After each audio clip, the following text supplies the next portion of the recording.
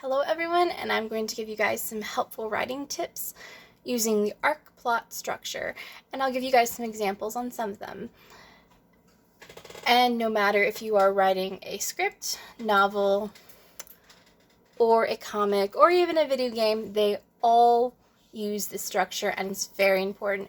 If you want, when you're writing, go ahead and make an outline for yourself with the structure, and it will help you so much along the way in your writing. So the first thing you want to establish is your ordinary world. And that's going to be whatever's in your world and how it works. In Star Wars, the ordinary world is the farm that Luke grew up in, and that kind of like establishes where he came from. I can't remember the name of the planet exactly, but so the first planet that he was found on, and that's the beginning of his journey, and that's his world. In Ghostbusters, it's the university and how they're researching the paranormal.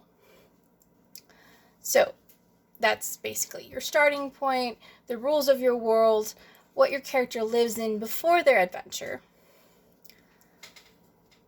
And then you have the call to action.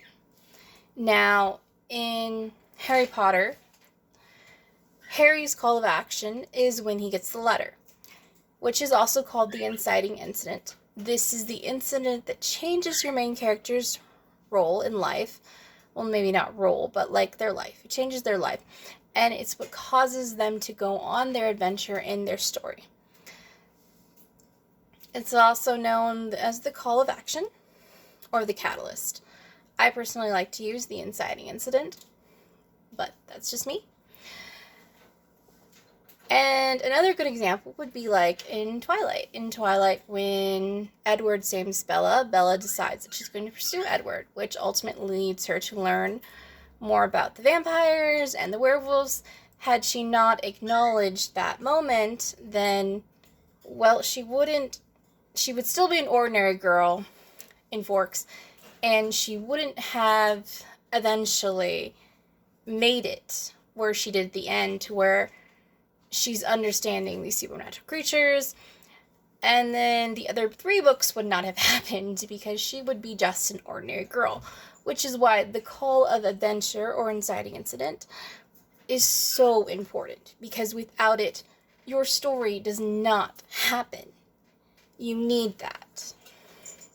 And in my own story, it's when my character meets the other character, and she's kind of like, okay, I have to do something. I can't let this continue on the way it is. So, the next thing is the refusal of the call.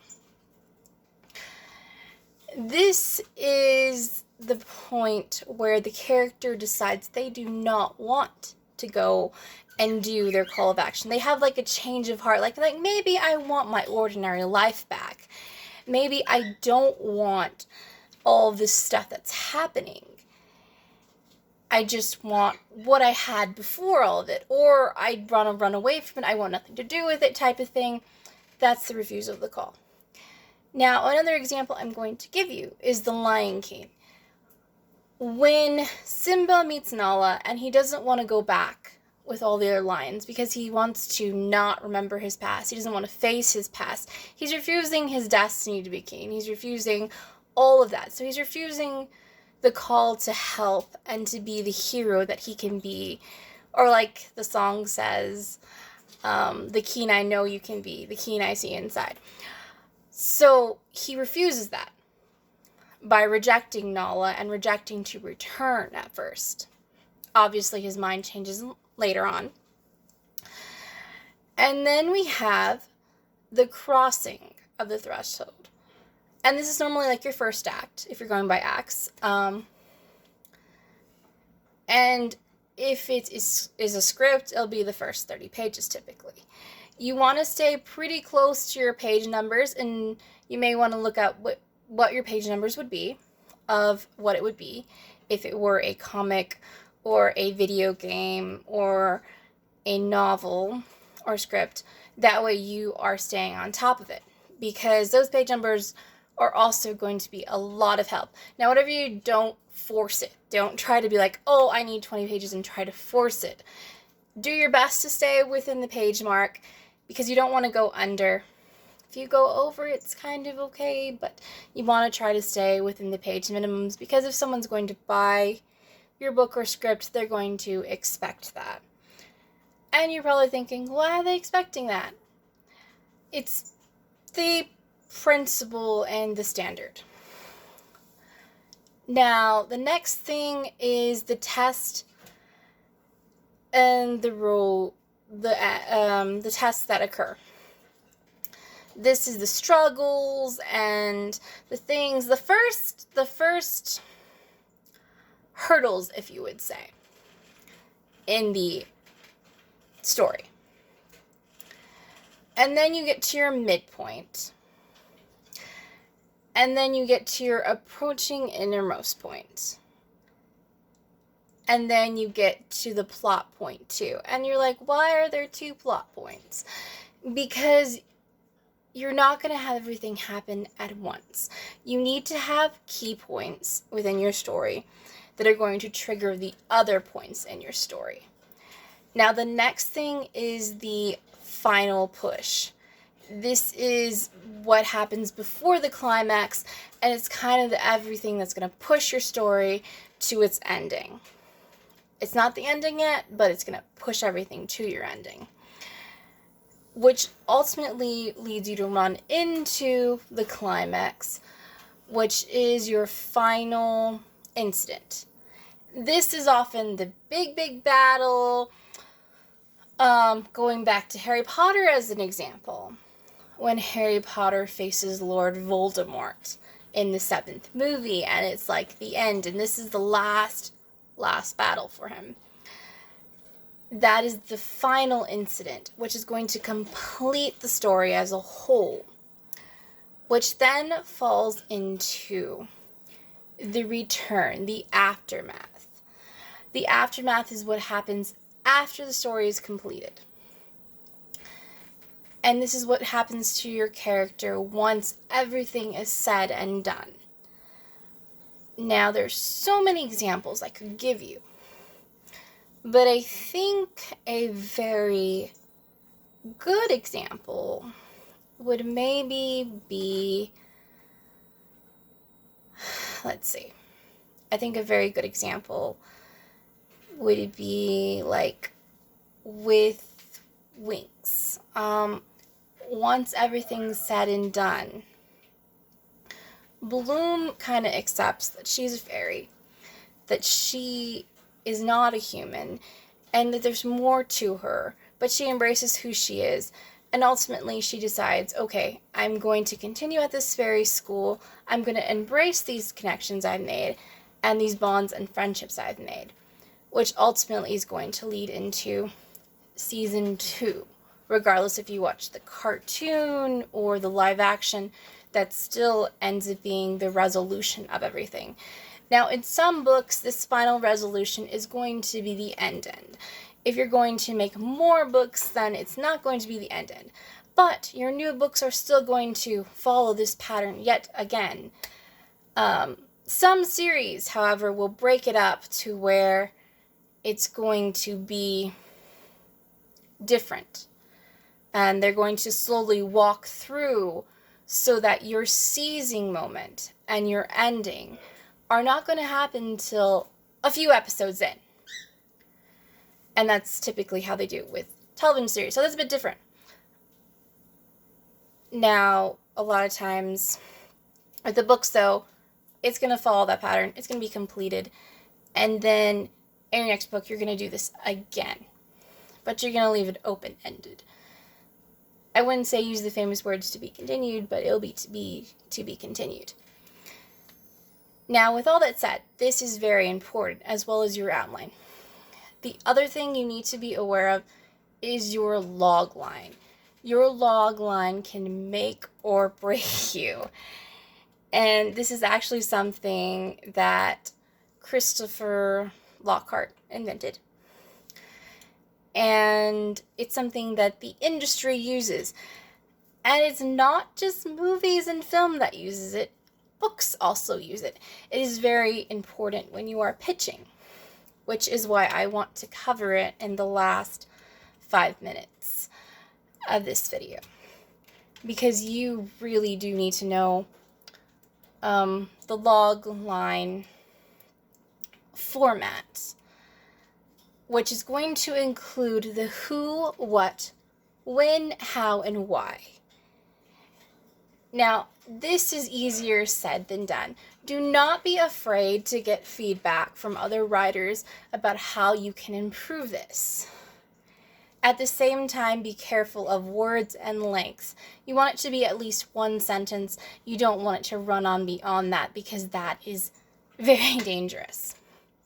Now, I'm going to recommend that you guys look up what a logline is in more detail, because I am still perfecting my own logline, because that is what's going to help you sell. In some pitches, that is all you will be allowed, is your logline. In others, they will allow you to have a synopsis or a small mini presentation. But you want to use all the tools that you possibly can. And I don't want to go too much into all of that because of the short time we have. But I do want to give you guys a little preview. Now, I do suggest that if you are curious in learning any more of this, there is a great class offered by KMP. They have a beginner writing class and a master writing class, which actually I'm currently in the master writing class, and that's kind of how I can give some of this feedback on top of finally going to write my own book and publish it. The book is ready to be in its polishing state, but anyway, enough about that. I want to thank you all for your time, and I'm grateful for you viewing this video. And if you have questions or ideas about what you would like me to cover in a future video, because there will probably be more videos like this where I cover, and I'll put on the website, because now we have the website, as well as my other social medias if you follow them. They were always open to all of you. I will try my best to always post my videos on as many of my social medias as possible. That way you guys can see them. For sure, the website and YouTube will always have the writing advice ones. I do not know if they will always be this long or lengthy. I think I might make some little mini ones, because I think it's easier to tune in on that. But once again, I want to go ahead and cover the page numbers really quick, which I did not do. And this is if you were doing a script. And then I will try to cover the novel and comic numbers that I estimated if there is time. But for sure, I want to do the script one for sure. Because even though Forgotten Babylon is a novel, it may one day be a script, and it may one day be presented to people that want to buy a script. So I do think the numbers in a script is very important. The ordinary world will normally take place within the first 10 pages.